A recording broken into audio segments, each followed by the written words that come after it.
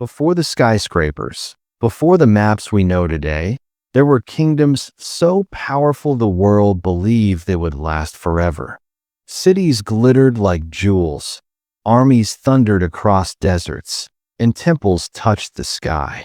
Yet, one by one, they fell into silence. Their walls crumbled, their voices faded, and their names were almost erased by time. Tonight, we will journey into those forgotten realms, the mighty Aksum, the iron-forging Hittites, the glorious Khmer, and uncover the strange ways their empires disappeared. These are not just stories of ruin, but echoes of greatness, echoes that still whisper to us across the centuries. Stay with me, and let history's forgotten kingdoms guide your imagination. Close your eyes for a moment and imagine a world before our modern borders, before skyscrapers, before glowing screens lit the night. The earth was vast and untamed, covered in deserts that stretched to the horizon, rivers that curved like silver snakes, and forests so thick that sunlight barely touched the ground. In these ancient landscapes, mighty kingdoms were born. They rose like sudden storms, unexpected, powerful, and impossible to ignore. For their people, they were not just nations, but worlds, entire universes built from stone, sweat, and dreams. There were cities whose towers gleamed in the sun, temples carved so finely that each stone seemed to sing, and streets filled with merchants calling out spices, silks, and treasures from lands far away. These kingdoms were the beating hearts of their time. They controlled trade routes, commanded armies, and built monuments that touched the sky. Their rulers declared themselves chosen by gods, their banners unfurled against the wind, and their names spoken with awe across distant shores. And yet, the strangest truth of history is this: no matter how powerful they seemed, no matter how unshakable their walls, every kingdom carried the seed of its own ending. Some vanished suddenly, as if swallowed by the earth itself. Others faded slowly, their glory dimming like a candle burning low. What remains today are ruins, scattered stones, half-buried inscriptions, and broken statues staring silently into the heavens. Think of the city of Aksum in Africa, once a jewel of trade and power, now a place of lonely stele rising against the sky. Think of the Hittites, once masters of war, now remembered only through clay tablets pulled from the earth. Think of the Khmer Empire in Cambodia, their vast temples reclaimed by thick jungle vines. These ruins stand like whispers, fragments of worlds we cannot fully see, but can still feel if we listen closely. The fall of these kingdoms is not just a tale of loss. It is a tale of mystery. Why do empires crumble? Why do voices fade into silence? Was it war, hunger, betrayal, or the hand of nature itself? Sometimes we know the answer, but more often, history leaves us only questions. Yet there is something strangely comforting in these questions. The fall of great empires reminds us of the flow of time, steady and unstoppable. It humbles us, teaching that nothing is forever, not even the strongest crown or the tallest wall. But it also gives us wonder. For though these kingdoms are gone, their stories still reach us, carried like echoes across centuries. Imagine walking through a ruined city at dusk. The sun is setting, casting long shadows over crumbling stones. You feel the air grow cooler, and in the silence, you hear something beyond the rustling leaves and distant birds. You hear the footsteps of people who once lived there, the laughter of children chasing each other in courtyards, the ringing of blacksmiths hammering steel, the chanting of priests as smoke rises into the twilight. Though the people are gone, their spirit lingers, resting gently in the air. That is the magic of history's forgotten kingdoms. They remind us that every stone tells a story, every ruin holds a heartbeat, and every empire, no matter how far lost, lives again when we remember. Tonight, as we travel deeper into these forgotten tales, keep this thought with you. Glory may fade, but memory does not. The strange fall of ancient empires is not just about how they ended, but how they continue to live in us, in stories, and in the quiet rhythm of the world. High in the misty highlands of what is now northern Ethiopia, a kingdom once rose that connected Africa to the world. This was the Kingdom of Aksum, a land of trade, faith, and power, standing proudly at the crossroads of ancient civilizations. Imagine a city where languages from Rome, India, and Arabia blended in its busy markets. Imagine coins of shining gold stamped with the faces of Aksumite kings, traveling across seas and deserts. For centuries, Aksum was not just a kingdom. It was a beacon, a center where cultures and worlds touched. Merchants carried ivory, salt, gold, and spices through its gates. From the port of Adulis on the Red Sea, Aksum's ships sailed to India, to Egypt, to faraway lands. Its people were skilled traders and farmers, carving terraces into the mountains, turning rocky land into fertile soil. Aksum was alive with movement, priests chanting in carved churches, farmers tending wheat and barley, nobles riding out in grand processions. The air was filled with the smell of incense, the sound of distant drums, and the rhythm of hammers carving stone into monuments that reached toward the sky. Perhaps the most striking symbols of Aksum were its stele, towering stone pillars, some higher than modern buildings, cut from single slabs of granite. They rose from the earth like spears of memory, carved with windows and doors to resemble palaces for the dead. These monuments still stand today, some leaning, some broken, yet each one a silent storyteller of a kingdom that once believed itself eternal. The kings of Aksum claimed divine blessing. Their inscriptions, written in the ancient script of Gizi, spoke of victories in battle, of territories conquered, of gifts offered to the gods. At its height, Aksum was powerful enough to rival Rome and Persia. Some even called it one of the four great powers of its age.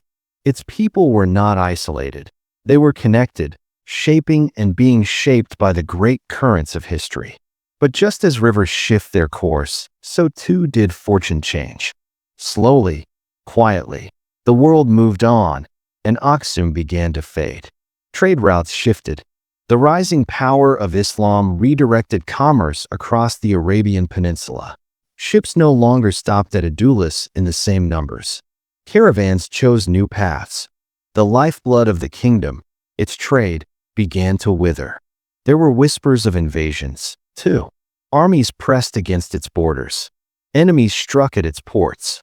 The proud kingdom, once so strong, struggled to hold the lines. Some historians believe the changing climate may have played a role. Droughts struck the highlands, crops failed, and the terraces that once fed thousands began to dry. Others speak of soil exhaustion, land worked too hard for too long. Whatever the cause, the silence grew heavier. Temples fell quiet. Processions grew smaller. The mighty stele, once symbols of unshakable pride, stood over streets where fewer and fewer voices echoed. Bit by bit, Aksum withdrew from the world, its power shrinking until it became a shadow of its former self. Eventually, even the great city itself seemed to retreat into mystery, leaving behind ruins that puzzled explorers for centuries. And yet, Aksum never truly disappeared. Its legacy lived on in the Ethiopian people, in their language, their faith, their traditions. It was in Aksum that Christianity first took root in Africa, carried forward through the centuries despite storms of war and change. The faith of Aksum's kings still lives in the carved churches of Ethiopia today. When we look upon the stele of Aksum, leaning against the sky, we do not just see broken stone. We see memory. We see a kingdom that dared to rise high, that believed its power would last forever, and that, though humbled, still whispers across time. Aksum reminds us that glory may fade, but culture, faith, and memory endure. In the rugged hills and valleys of ancient Anatolia, what we know today as Turkey, there once thrived a kingdom of warriors and builders, a people who dared to stand shoulder to shoulder with Egypt and Babylon. This was the kingdom of the Hittites. Their story is one of both brilliance and silence, for they rose to power with thunder, and then, just as suddenly, disappeared as if the earth itself swallowed them. Picture the capital city of Hattusa resting high in the mountains. Its massive stone walls wrapped around the city like the coils of a serpent, protecting temples, palaces, and hidden chambers. Carved lion statues guarded the gates, their eyes forever watching the roads below. Inside the walls, scribes pressed sharp reeds into clay tablets, recording treaties, prayers, and the everyday affairs of kings. Fires burned in great hearths, soldiers polished chariots, and priests lifted their voices to the storm god they believed ruled the skies.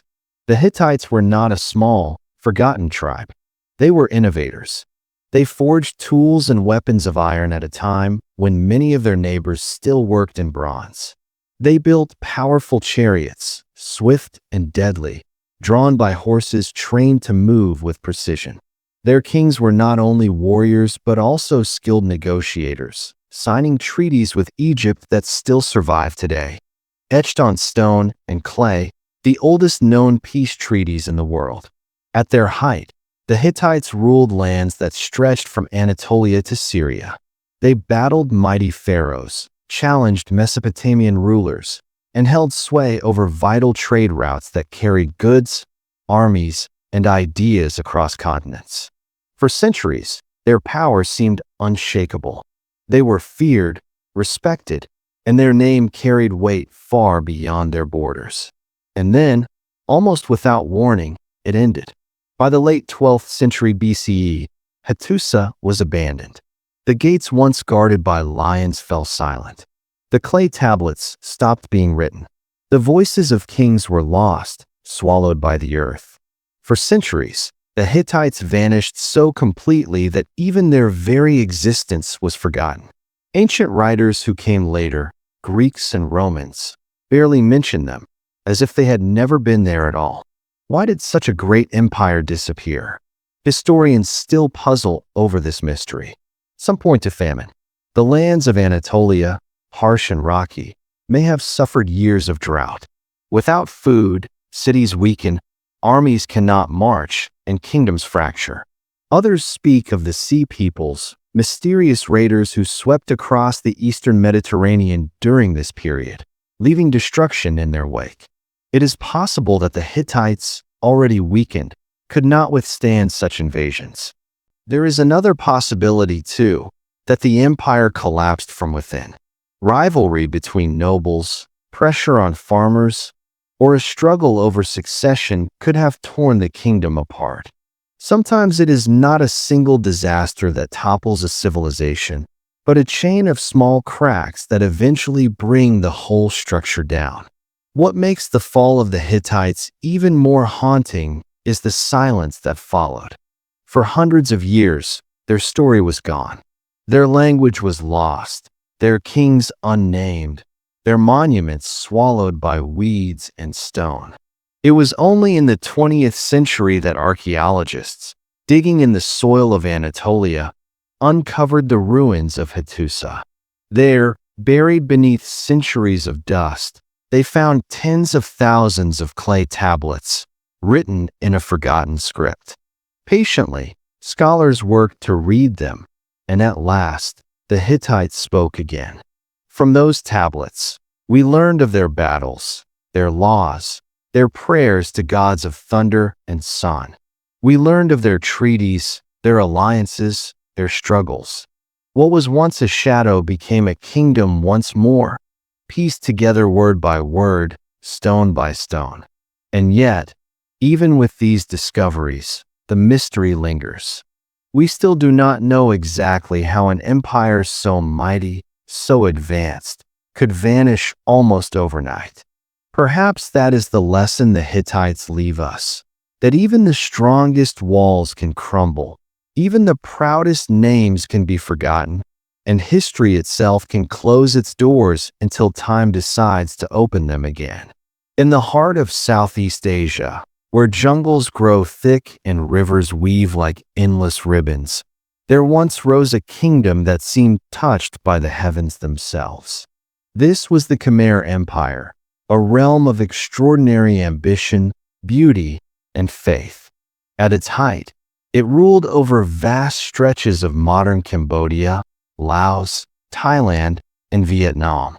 Its power was so great, and its monuments so breathtaking, that travelers and historians today still struggle to imagine how such a civilization could ever fall.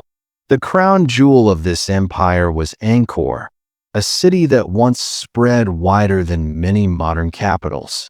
Imagine walking through its streets centuries ago, wide roads filled with processions of elephants, priests chanting in golden temples, and canals carrying fresh water that glimmered in the sun. Angkor was not simply a city, it was a marvel of planning. Engineers built massive reservoirs, known as barays, that could hold water for agriculture, sustaining millions of people. In an age when many kingdoms struggled to feed their citizens, the Khmer transformed their land into a giant machine of survival and prosperity. At the very center stood Angkor Wat, the temple that remains one of the largest religious monuments in the world. Its towers were designed to represent the peaks of Mount Meru, the home of the gods in Hindu belief. Carved walls told endless stories, armies marching to war, celestial dancers moving gracefully, kings receiving divine blessings. To stand before it then would have been to stand before a vision of heaven on earth. For centuries, the Khmer Empire thrived. Kings commanded armies that expanded their borders, and wealth flowed into the capital. Farmers, supported by the empire's advanced irrigation systems, harvested rice in abundance. Artists and architects covered the land with stone temples, each one rising higher, each one more ambitious. The empire glowed like a torch in the darkness of time, and then it dimmed. Slowly, quietly, the Khmer Empire began to unravel. By the 15th century, Angkor was no longer the heart of a mighty realm, but a city swallowed by silence. Its temples crumbled, its canals clogged with silt, and the jungle spread its roots across once great avenues. Travelers stumbled upon the ruins centuries later, unable to believe that a city so vast had once stood there, alive with light and sound. Why did this empire fall? Historians still search for the answer, but perhaps the truth lies in many causes woven together. Some believe the empire's brilliance was also its weakness. The great irrigation system, so advanced, may have failed after years of floods and droughts. Climate studies suggest that Cambodia suffered decades of extreme weather, long droughts followed by violent monsoons. The delicate balance of water that fed millions collapsed, leaving famine in its place. Others point to wars. The empire faced repeated invasions from neighboring kingdoms, especially from Ayutthaya in present-day Thailand. Constant battles drained the strength of Angkor, pulling resources and people away from its great works. As the wars grew harsher, kings abandoned Angkor and moved the capital south, closer to trade routes along the Mekong River. And yet, there may have been another, quieter cause: the shifting of faith. Over time, the empire moved from Hinduism to Buddhism. The great temple of Angkor Wat itself was converted into a Buddhist shrine. While the spiritual change did not destroy the empire, it symbolized how the old order was giving way to something new. The kingdom was not simply collapsing, it was transforming. Today, the ruins of Angkor sit wrapped in vines and silence, but they do not feel empty. Walk through the shadowed corridors at dawn, and you will hear the distant echo of prayers once spoken there. Stand before the great towers, and you will feel the weight of a people who believe they were building eternity. Though the empire fell, its stones remain, reminding us of both the greatness and fragility of human ambition. The Khmer Empire teaches us that even the most extraordinary achievements can fade, but beauty endures. Angkor, once hidden by jungle, still stands as a wonder of the world, a whisper from the past, telling us that nothing lasts forever, yet nothing is ever truly lost. The stories of Aksum, the Hittites, the Khmer, and so many others are not just about ruins and endings. They are about us. They are about what it means to build, to dream, to rise, and to face the unstoppable current of time. Every fallen kingdom leaves behind a lesson, like a soft echo meant for those who come after. If we listen closely, we can hear those lessons whispering even now. The first lesson is about impermanence. No empire, no matter how vast, lasted forever. The Aksumite kings once stamped their names on coins that crossed oceans, certain their glory would be remembered forever. The Hittite rulers signed treaties with pharaohs, believing their power was secure. The Khmer kings built temples so massive that they seemed to touch the heavens. Yet all of them faded. Time, in its quiet patience, proved stronger than walls of stone or armies of iron. This reminds us that our own civilizations, our towers and cities, may also pass one day. What seems eternal is, in truth, only borrowed from time. The second lesson is about resilience of memory. Though these kingdoms fell, they were not erased. Their ruins continue to tell stories. The stele of Aksum still pierce the sky. The tablets of the Hittites still reveal laws, prayers, and names of forgotten kings. Angkor's temples, once swallowed by jungle, still shine when the sun rises over their towers. Even in silence, even in ruin, these civilizations found a way to speak across centuries. This teaches us that even if greatness fades, memory endures. What we create, whether monuments, stories, or small acts of kindness, may carry forward long after we are gone. The third lesson is about fragility and balance. Many of these empires did not fall from a single blow, but from many small pressures: climate shifts, wars, betrayals, exhaustion of land, loss of trade. Greatness is not invincible. It depends on fragile balances between people and nature, between leaders and the governed, between ambition and wisdom. When those balances break, even the strongest kingdom can crumble. For us, this is a reminder that strength is not just about power. It is about harmony, care, and foresight. The fourth lesson is one of humility. The fallen empires remind us that no king is beyond time, no monument too great to collapse. The lion gates of Hattusa, the towers of Angkor, the coins of Aksum, all once symbols of pride, now stand silent. This silence is humbling, but also freeing. It teaches us to cherish the present, to see beauty not only in power, but also in the simple moments of life. A conversation, a song, a sunrise. If even kings and empires fade, then we too are simply travelers passing through the world, leaving behind what we can. Finally, there is a lesson of hope. For though these empires ended, they are not truly gone. Their cultures live on in descendants, their traditions woven into modern nations, their stories shaping who we are today.